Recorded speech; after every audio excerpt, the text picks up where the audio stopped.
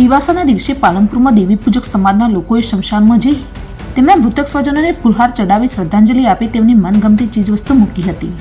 તેમજ blood donation કેમ્પનું પણ આયોજન કરવામાં આવ્યું હતું. દેવી પૂજક સમાજ માટે દિવાસાનો તહેવાર મોટામાં મોટો તહેવાર માનવામાં આવે છે. દિવાસાના દિવસે દેવી પૂજક સમાજના લોકો તેમના મૃતક સ્વજનોને શમશાનમાં જઈ શ્રદ્ધાંજલિ આપે છે, જેમાં ફૂલહાર ચડાવી અગરબત્તી કરી દર્શન કરે છે અને તેમની મનપસંદ ચીજવસ્તુ ત્યાં મૂકવામાં આવે છે. તેમજ યુવા સંગઠન દ્વારા બ્લડ ડોનેશન કેમ્પનું આયોજન કરવામાં આવ્યું હતું, જેમાં 100 ઉપરાંત બ્લડની બોટલો એકત્ર કરાઈ હતી, જે જરૂરિયાતમંદ લોકોને ઉપયોગમાં લેવામાં આવશે. આ દિવાસાના દિવસે દૂર દૂર રહેતા લોકો પણ પોતાના સ્વજનોને શ્રદ્ધાંજલિ આપવા માટે આવે છે.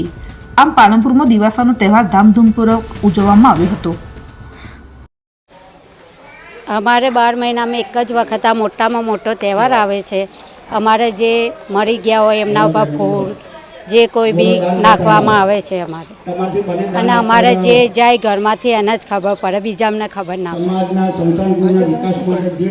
આજે અમે છે તો ફૂલહાર કર્યા, અગરબત્તી કરી, જે એમને ખાતા પીતા હોય એ ખાવાનું મેકીએ, દાન કરીએ. અમે જે ગરીબોને થોડું જે અર્થશક્તિ આપવાની હોય એ આપી શકીએ છીએ. અષાઢી અમાવસ એટલે પટણી દેવી પૂજક સમાજનો પૂર્વજોને શ્રદ્ધાંજલિ આપવા માટેનો દિવસ છે.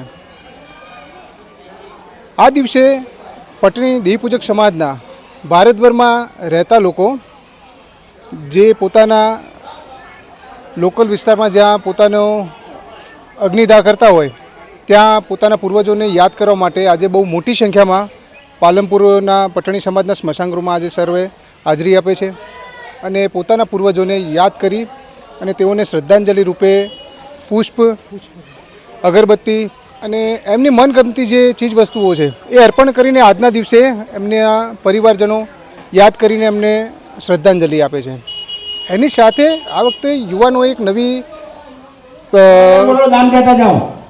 એક પહેલ કરી છે, જેમાં બ્લડ ડોનેશનનો કેમ્પનું આપણે આયોજન કર્યું છે. એમાં બહુ મોટી સંખ્યામાં આ વખતે બ્લડ દાતાઓ મળી આવે છે અને જરૂરિયાતમંદ લોકોને પણ આ બ્લડની મદદ કરી શકીએ છીએ.